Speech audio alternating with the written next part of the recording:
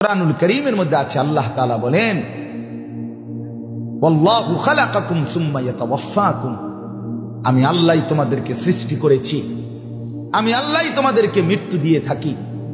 কুরআনুল কারীমে আছে, আল্লাহ বলেন, আমি মানুষের তিনটা হালাত রাখছি, একটা শিশুকাল, একটা যৌবনকাল, একটা বৃদ্ধকাল। কিন্তু খোদার কসম আল্লাহ বলে, বান্দা আমি সবাইকে এই তিন কাল পর্যন্ত পৌঁছাই না। অমিনকুম মান ইউতাওয়াফা মিন ক্বাবলু, আমি অনেককেই বৃদ্ধ পর্যন্ত পৌঁছবার আগে আগেই মৃত্যু দিয়ে থাকি। মান ইউতাওয়াফা মিন ক্বাবলু, আগেই মৃত্যু দিয়ে দিই, আগেই দিয়ে দিই। কোন মহল্লার মধ্যে বুড়ো মানুষ যতজন, যুবক তার চাইতে বেশি, বেশি না বলেন? মানুষে কয় না যে আমগো বাড়িতে আর এই চাচা একজন, হ্যাঁ এবারে শেষ মুরব্বী, কিন্তু তখন ওইখানে ওই বাড়িতে যুবক আছে 30 জন, আছে কিনা বলে?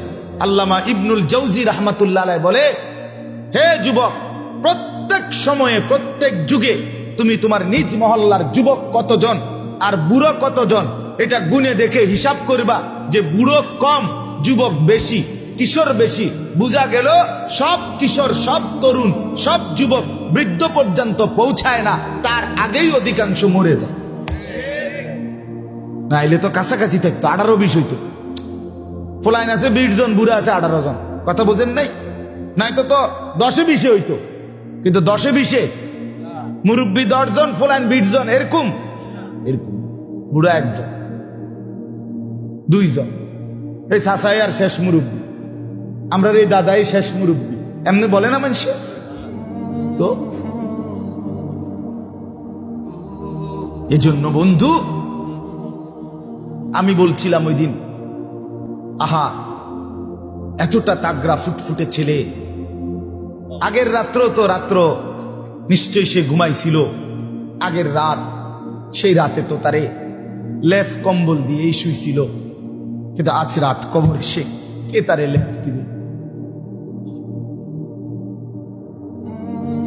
বলো না বন্ধু? আজকের এই রাতটা ছেলেটা, এতটা সুন্দর তাগড়া ছেলেটা, যে 22-23 বছরের ছেলেটা যে কবরে, তারে লেফ দিবে কে? মাটির নিচে তো আরো বেশি ঠান্ডা, মাটির নিচে আরো বেশি ঠান্ডা না? তারে লেফ দিবে কে? তারে কম্বল বিছাই দিবে কে? এজন্য দোস্ত আবারও অনুরোধ করছি, জিন্দেগির কদর করো, জীবনের কদর করো। এক প্লেট খিচুড়ি জীবনের কিছুই না, এক পোটলা বিরিয়ানি জিন্দেগির কোনো বিষয়ই না, একটা মোবাইল সারাক্ষণ টিপতে থাকা, এটা দোস্ত আমার জীবন হইতে পারে না। সারা দিন সারা রাত মোবাইলে অস্থির ছবি দেখা, এটা মানুষের জিন্দিগি না, এটা কুত্তা বিলের জিন্দিগি হইতে, মানুষের জিন্দিগি, এটা কোনো সুস্থ স্বাভাবিক মানুষ না। এক ওয়াক্ত নামাজ পড়তে মন চায় না, এটা মুসলমানের বাচ্চা হইতে পারে না, এটা মানুষের বাচ্চা হইতে পারে না। একটা সাজদা দিতে মন চায় না, নাফরমান, তুমি মানুষের বাচ্চা কেমন? এই বলো, মানুষের বাচ্চা যদি তোমারে বলে মানুষ, জানোয়ার বলবে কাকে? তাইলে উলাইকা কাল আনআম কাকে বলবে? তাহলে কথা কর না, কারে বলবে? তোমারে জানোয়ার না বললে কারে বলবে? একটা সেজদা যার কপালে নাই, এক ওয়াক্ত নামাজ পড়তে মন চায় না, মানুষের বাচ্চা তুমি? তুমি মুসলমানের ঘরে কেমনে জন্ম নিলা? তুমি মায়ের পবিত্র দুধ 2টা বছর পান করলা বন্ধু, এভাবে মায়ের দুধের হক নষ্ট করে দিলা। এক নর্তুকি সব ভুলাই দিল, এক বড় মোবাইল সব ভুলাই দিল, এক অসভ্য ছবি দেখা, আর এই সমবয়সী কতগুলো বন্ধু নামের শয়তান, যারা তোমাকে এক ওয়াক্ত নামাজের কথা বলে না, যারা তোমাকে একটা বার ভালো কাজের কথা বলে না, এই বন্ধু নামের শয়তান ইবলিস, তুমি তার ফান্দে পড়ে এতটা সুন্দর পবিত্র হায়াত, মা যত্ন করে বড় করছে, বাবা যত্ন করে বড় করছে, রব্বুল আলামিন আসমান ও জমিন আর কায়নাত দিয়ে লালন পালন করেছে, সব হারায় দিলা। মা বাদ, বাবাও বাদ, আল্লাহ বাদ, আখিরাত বাদ, সব বাদ। তোমার এই বন্ধু সব,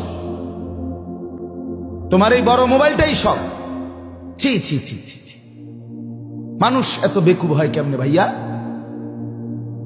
বলো ছেলেরা, অনেক ছেলে খিচুড়ি খাইতে আসছো তো এশার নামাজ পড়ছো, আমি দাঁড় করাই, বেনামাজি আমি দাঁড় করাই এখন। এরপরে ওই দুই ছেলে আবার দাঁড় করাই। কি জবাব দিবা এই দুইটা ছেলের কাছে? এই দুই ছেলের কাছে কি জবাব দিবা বেটা? তোমরা যারা নামাজ পড়ো নাই, তুমি ওয়াজ শুনলে কি লাভ হবে? তোমার জিন্দেগির মধ্যে যদি কোনো অনুভূতি না জাগে,